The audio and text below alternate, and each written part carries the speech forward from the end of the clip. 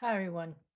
For those of you who have been watching my last several videos, you are aware I have been grieving the loss of my dearest and truest friend who passed away a few weeks ago. This friend was my ex-husband who I was married to for 15 years and have known for 33 years. It's been a difficult time working through the grief process and processing all the raw emotions of this major loss in my life. It's a life-changing event to say the least, and people have told me that I'll never get over the loss, but I'll eventually learn to live with it. I wake up sad and I go to bed sad. I miss my best friend very much, and there's not a day that goes by that I don't think about him and declare out loud to him frequently throughout each day how much I love and miss him. This loss feels so overwhelming at times that I wonder if I'll ever learn to live with it. The pain is so great sometimes that I feel I can die of a broken heart.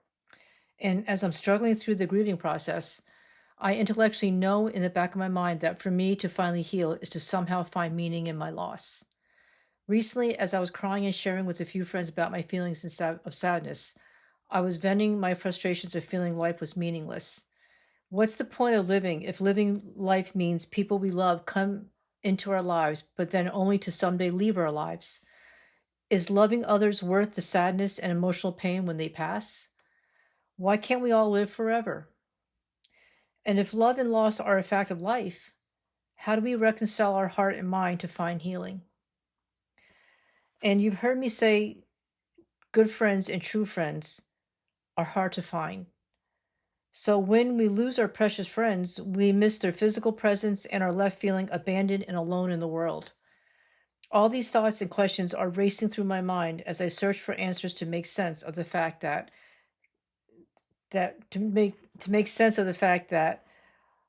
of love and loss. And out of all the questions that come to mind, the one most thought-provoking question that weighs heavily on my conscience is, what has this loss taught me? Today, I would like to discuss what I think loss has taught me.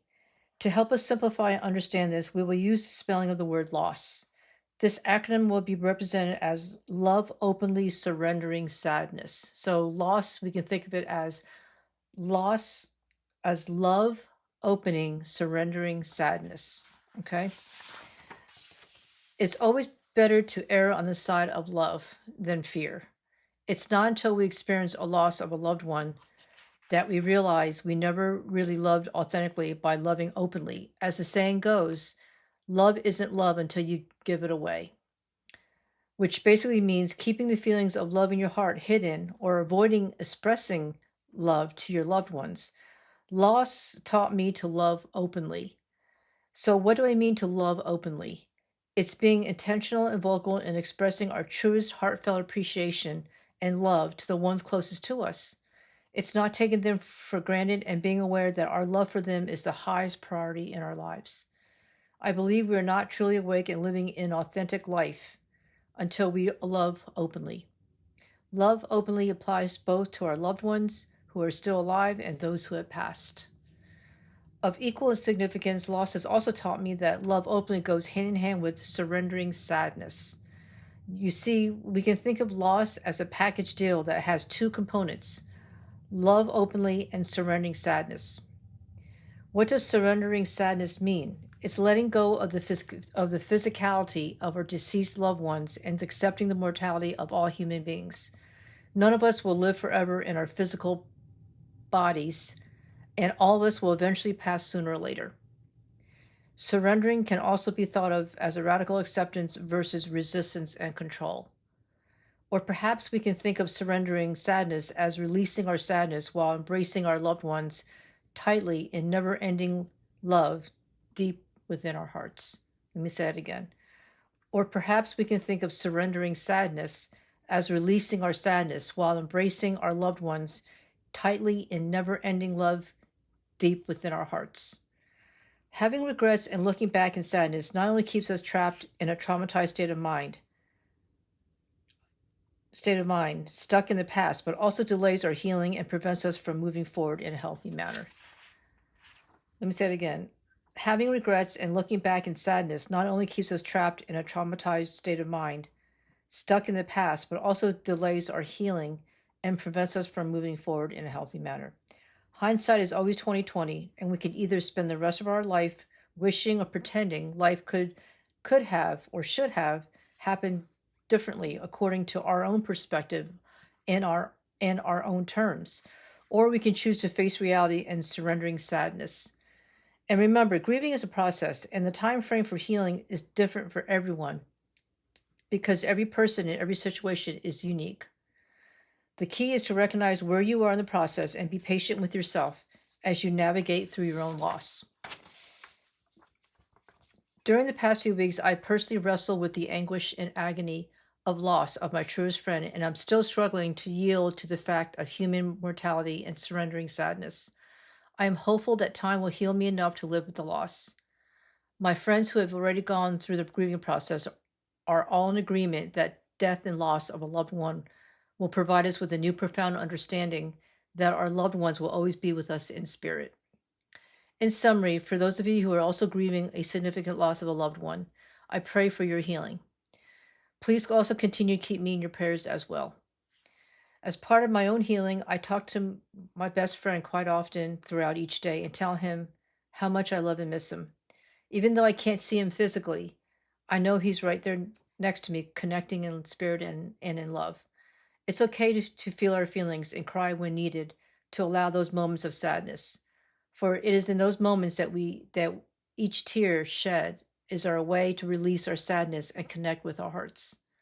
I believe this is all part of the healing from a loss. Loss is a human condition that requires healing, and it is a messy, painful process.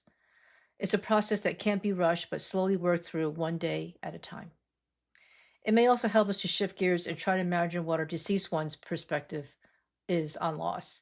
They probably view their passing as an acknowledgement to an ending of their limitations in their physical body, and welcome the start of a new beginning into a spiritual realm. If we knew and experienced the freedom, love, joy, and peace of the spiritual realm, would our perspective of loss change? And let me just stop right here. As I was writing this, the thought did occur to me. I'm just looking at my own perspective, right? Most of us, when we experience a loss, we're just looking at from our own perspective of how we feel in reaction to the loss of the physicality of our loved one, right? But for a moment there, I thought about what is it like for our loved one from their perspective after they pass? How did they view their loss, right?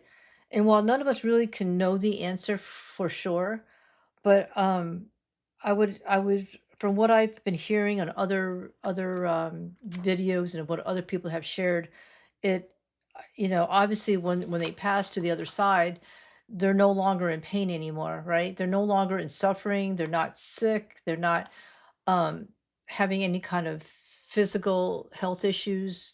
So they're actually whole again and they're healed. And so from their perspective, I would imagine they're relieved, they're at peace, they're finally free, to roam wherever they want to go. And they're not suffering anymore. When if those of us who have loved ones that have had a physical illness or a physical handicap and have suffered greatly to their last breath, we all understand that they were limited in their diseased physicality. So the fact that after death they are able, their soul is able to be released and are free and whole, I would imagine they would be pretty happy and just the exhilarating feeling of being free from their body. So looking at it from that perspective, I am thankful that my best friend is now free from all his physical, his diseases, cancer, and all the pain and the deterioration of his body. So, and from that perspective, I am grateful that he finally is free from all that. So as mortal human beings, we can only define our limited perspective of life by our human existence in our physical bodies. But what if there is so much more to our soul's existence that we can't even begin to fathom that awaits our deceased loved ones on the other side? Maybe someday we can shift our own pain to focus on helping our deceased ones transition to the other side by offering words of encouragement and love. May we dare take our experience of unconditional love to a new level and meet our loved ones where they are as they venture into the afterlife to find meaning of their new existence. For now, I'm only human, and for a little while longer, I'll linger in the grief and physical loss of my best friend and gently remind myself what loss has taught me.